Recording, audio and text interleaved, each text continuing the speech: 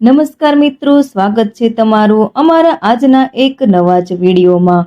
બહુ એકલતા લાગતી હોય તો સાવધાન થઈ જજો, તે વિષયે આપણે થોડી વાત કરીશું। માણસ દિવસે ને દિવસે વધુ ને વધુ એકલો પડતો જાય છે। અત્યારના સમયમાં માણસ કોઈના પર ભરોસો મૂકી શકતો નથી। એકલતા માણસને કોરી ખાય છે। અમેરિકામાં હમણાં થયેલા એક સર્વેમાં એવું બહાર આવ્યું છે કે ધૂમ્રપાન, દારૂ પીવાથી આદત અને મેદસ્વીતા કરતા પણ એકલતા વધુ ખતરનાક છે। આ બધામાં સૌથી મહત્વનો સવાલ એ છે કે આખરે માણસને એકલું કેમ લાગે છે?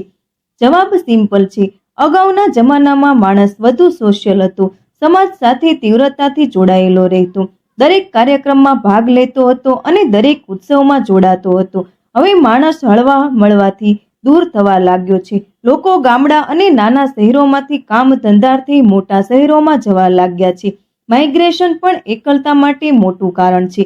નવી જગ્યાએ બહુ ઝડપથી મિત્રો મળતા નથી, નવા સંબંધો બંધાતા નથી, એટલે માણસને એકલું લાગવા માંડે છે। સંસ્કૃતિ અને ભાષા એક હોય તો હજુ વાંધો આવતો નથી, પણ કલ્ચર અને લેંગ્વેજને જો અલગ હોય તો માણસ આસાનીથી જોડાઈ શકતો નથી। આ તો એક વાત થઈ। વાત બીજી એ છે કે મોબાઈલ અને ઓટીટીના કારણે માણસ વધુ ને વધુ એકલો રહેવા લાગ્યો છે। રજા હોય ત્યારે બહાર ફરવા જવાને બદલે ઘરમાં પડ્યા વેબ સિરીઝ જોતો રહે છે, મોબાઈલ લઈને બેઠો રહે છે, કોઈને હળતો મળતો નથી, કંઈ ખાવું હોય તો એપ મારફતે મંગાવી લે છે। એકલતાનું બીજું મહત્વનું કારણ ભરોસાનો અભાવ છે। આજના સમયમાં પ્રેમ અને દોસ્તી થઈ જાય છે બહુ આસાનીથી, પણ પ્રેમ કે સંબંધ લાંબા ટકતા નથી। હળવાશમાં એટલે જ એવું કહેવાય છે કે હવે પ્રેમ કરતા બ્રેકઅપ વધુ થાય છે। બ્રેકઅપ ભલે બહુ કોમન થઈ ગયા હોય, પણ એનાથી હર્ટ તો થવાય જ છે। કોઈની સાથે પ્રેમ હોય, કોઈના પર ભરોસો મૂક્યો હોય, એ જ્યારે ખતમ થાય ત્યારે વેદના તો થવાની જ છે।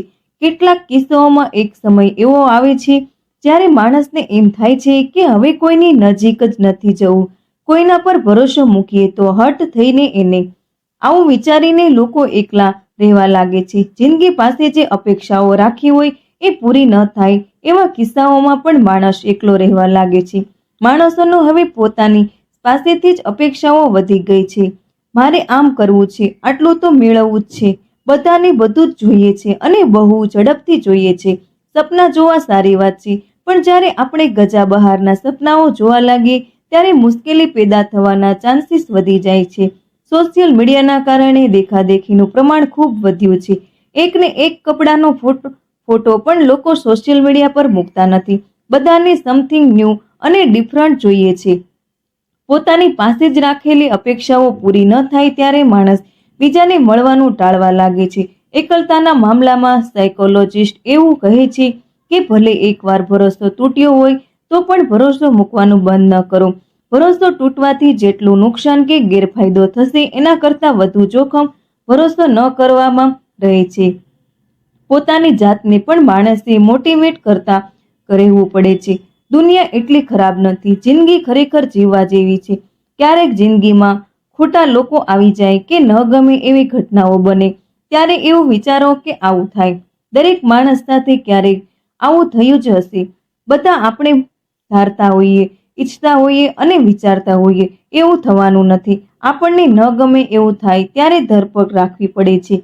અમેરિકામાં આજકાલ પ્રોજેક્ટ ટુગેધર ખૂબ ચર્ચામાં છે। આ પ્રોજેક્ટ અમેરિકન ગવર્નમેન્ટમાં સર્જન જનરલ તરીકેની ફરજ બજાવતા ડોક્ટર વિવેક મૂર્તિએ શરૂ કર્યો છે। તેઓ કહે છે કે આ પ્રોજેક્ટનો મુખ્ય હેતુ લોકોની એકલતા ટાળવાનો અને સંબંધોને સજીવન રાખવાનો છે। અમેરિકામાં ગેલેપના એક લેટેસ્ટ સર્વેમાં એવું બહાર આવ્યું છે કે અમેરિકાના 20% લોકો અતિશય એકલતા અનુભવે છે। એના કારણે લોકો હતાશાનો ભોગ બને છે, ડ્રગ્સ કે બીજા વ્યસનોને રવાડે ચડી જાય છે અને ઘણા કિસ્સામાં આપઘાત સુધી પણ પહોંચી જાય છે। પ્રોજેક્ટ ટુગેધરનો મુખ્ય હેતુ એકલતા અનુભવતા લોકોને બીજા લોકોની નજીક લાવવાનો છે। ડોક્ટર મૂર્તિ કહે છે કે સાથે જમવાથી બહુ મોટો ફેર પડે છે, એટલે કોઈને કોઈ બહાને સાથે જમવાના કાર્યક્રમો યોજવામાં આવે છે। આપણે ત્યાં કેટલા લોકો એકલતા અનુભવે છે એ વિશે ખાસ કોઈ સર્વે થતા નથી, પણ મનોચિકિત્સકો પાસે એવા અનેક કિસ્સાઓ આવતા રહે છે જેમાં લોકો એવું કહે છે કે તેમને એકલતા કોરી ખાય છે. બધા હોય તો પણ માણસને એકલું લાગે છે. આજના સમયમાં મોબાઈલથી માણસ અનેક લોકો સાથે કનેક્ટેડ હોય છે, પણ કોઈની સાથે અટેચ હોતો નથી. કનેક્ટેડ હોવામાં અને અટેચ હોવામાં બહુ મોટો ફરક છે. લાખો ફેન અને ફોલોઅર્સ હોય, પણ સાથે બેસીને વાત કરી શકાય કે જમી શકાય એવું કોઈ ન હોય એવા અસંખ્ય કિસ્સાઓ આજના સમયમાં જોવા મળે છે. એકલતા અને એકાંતનો ફરક સમજવાની પણ માનસશાસ્ત્રીઓ ભલામણ કરે છે. ક્યારેક પોતાની સાથે સમય વિતાવવો અને પોતાની જાત સાથે સંવાદ સાધવો એ એકાંત માણવાની વાત છે. બધાથી મોઢું ફેરવી લઈને કોઈની સાથે સંપર્કમાં ન રહેવું, લોકોને મળવાનું ટાળવું, કાર્યક્રમો કે મેળાવડામાં ન જવું. કોઈને શું ફેર પડે છે એવા વિચાર કરવા અને સરવાળે એકલા પડ્યા રહેવાનું મન થતું હોય તો સાવચેત થઈ જવાની જરૂર છે. ક્યારેક કંટાળો આવે અને ઘરમાં એકલા પડ્યા રહીએ એમાં વાંધો હોતો નથી, પણ જો સતત એવું થયા રાખે તો એલર્ટ થઈ જવું જોઈએ. આમ તો હેલ્ધી લાઈફ માટે મિત્રો અને સ્વજનોને મળતા રહેવાની ભલામણ કરવામાં આવે છે. એકલતા લાગે ત્યારે જ નહીં, એકલતા ન લાગતી હોય તો પણ મિત્રો અને પોતાના લોકોને સતત મળતા રહેવું જોઈએ. હવેના સમયમાં એક પ્રોબ્લેમ એ પણ થઈ રહ્યો છે કે માણસ પોતાની અંગત વાત કોઈ સાથે શેર કરતા નથી. વાત કરવામાં ડર લાગે છે. વાત જાહેર થઈ જશે તો હું જેના પર ભરોસો મૂકું છું એ કોઈને વાત કરી દેશે તો મોબાઈલ પર વાત કરતા પણ લોકો ડરે છે. મારો ફોન રેકોર્ડ કરી લેશે તો મેસેજ કરતા પણ લોકો ભય લાગે છે. સ્ક્રીનશોટ ફરવા લાગશે તો લોકો દિલ ખોલીને વાત જ કરી શકતા નથી. સોશિયલ મીડિયા પર સારી વાતો જ લખવામાં આવે છે. રિયલ લાઈફમાં જે થયું રહ્યું હોય છે એ કોઈને કહી શકાતું નથી. એના વિશે પણ એવું કહેવામાં આવે છે કે નજીકના લોકો સાથે એટલો વિશ્વાસ કેળવો કે તમે કોઈ પણ સંકોચ વગર તમારી વાત એને કરી શકો. દુનિયામાં સારા લોકોની કમી નથી. એકાદ બદમાશ ભટકાઈ જાય એનો મતલબ એવો નથી કે બીજા કોઈના પર ભરોસો ન કરવો.